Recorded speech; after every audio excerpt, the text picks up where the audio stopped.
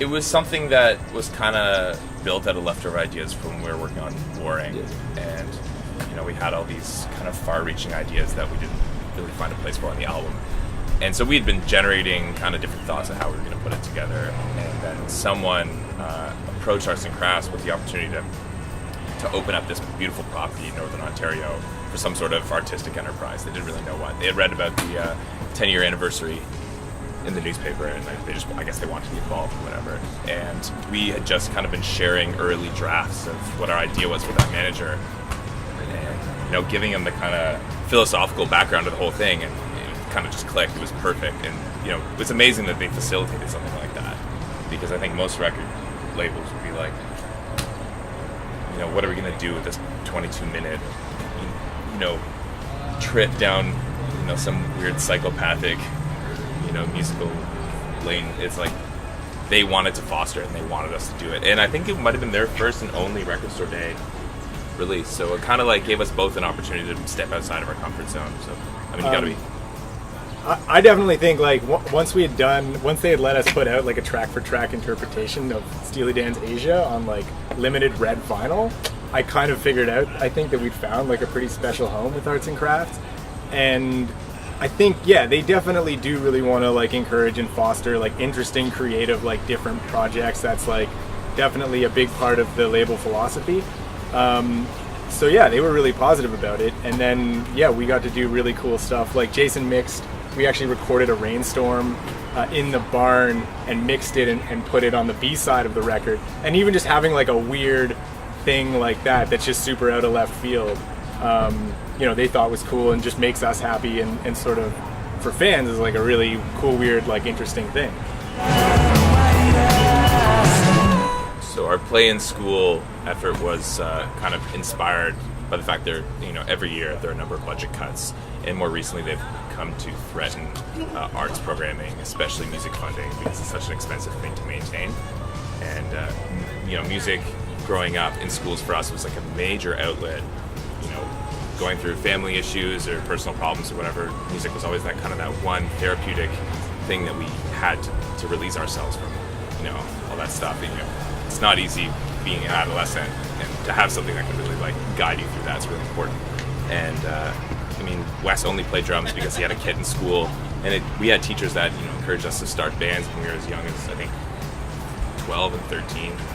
And so to see that just pulled away from kids is like terrifying. I feel like at least students should have the right to decide whether or not that's going to be part of their education or not. So we wanted to go to schools to get that dialogue started, and so we started playing in high schools all across Ontario, especially in the GTA. And it was kind of wicked because no two audiences were the same. Every demographic had something different, a different question to ask, or a different kind of like type of intrigue to the whole thing. Some people wanted to know about the business side, some people wanted to know about the lifestyle, some people wanted to know how we even get the ideas and how we have a creative process and stuff like that. So they're all kind of investigating different avenues. But it's amazing to see people kind of have that moment of realization that whether it be music or art or any sort of like creative enterprise, that it's really a matter of just kind of deciding to do it. And so I feel like it had a positive impact in that sense. For me, there were two things that I really liked about it. One of them was that we did a lot of them clustered really close together. And obviously being in a band, you spend a lot of time, a lot of like late nights in bars, and like having a really weird and irregular schedule. And I really like the aspect of it where we'd get up in the morning and we'd go do this thing that felt a little bit like a day job, but like didn't feel like a day job in the respect that it was like extremely rewarding. So it was kind of cool to just be like getting up and like going and doing something sort of wholesome that you could be proud of. And then the other thing I liked about it was, obviously as a band, public speaking isn't like a requirement. Not for everybody. Like normally, but we got to have this really cool dialogue with these kids, which I hope they took something cool from it, but I definitely like, it's just weird because we had to spend so much time talking about why music's important to us, why music education is important to us. And I hope that the kids learned something, but it was really weird because I feel like I learned, to sound a little bit cliche, I feel like, I learned a lot about myself, and we all learned a lot about ourselves. And trying to communicate those like basic things that, we operate under every day once you have to break it down. At one point we were talking to I think kids that were in grade 6, and to break it down for them, you have a lot of self-realization about where you are and why we're doing this entire thing. And the whole band lifestyle is asks a lot of your fans and your family and the people around you. So I think it's important. There was important, at least for us at a certain point, to start to feel like we were interacting with the community and giving back a little bit. Well, stemming from the Play in School project, I mean, it's because there isn't a lot of access to, say, popular, mainstream, or just like bands, a lot of bands and contemporary music for young people.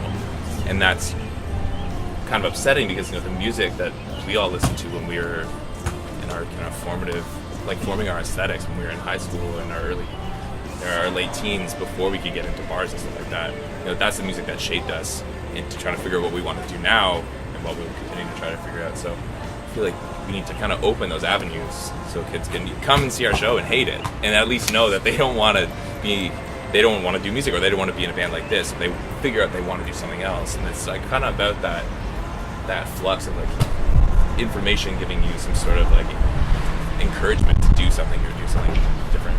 I mean, most of the shows that we play definitely, and most of them in Toronto at least, are 19 plus, and you don't really think about it sometimes, but for sure, I mean, we've definitely really found that a lot of the time when you play to a younger audience, there's like so much enthusiasm and just excitement and awesomeness, and it does make you realize, I mean, when I was a teenager, like I can't think of a time in my life that music was like more important for me than when I was in high school. So it seems like that should obviously be an option to see some good shows and be directly involved. Young adults in certain large cities across North America kind of develop a certain attitude where they like are a little too cool to engage with total abandon, and I think that's an important part of being part of a show and like really getting into it, and that's like where you kind of find yourself in the entire conversation. So I think it's cool to play to younger kids and an all ages audience. It's a totally different experience.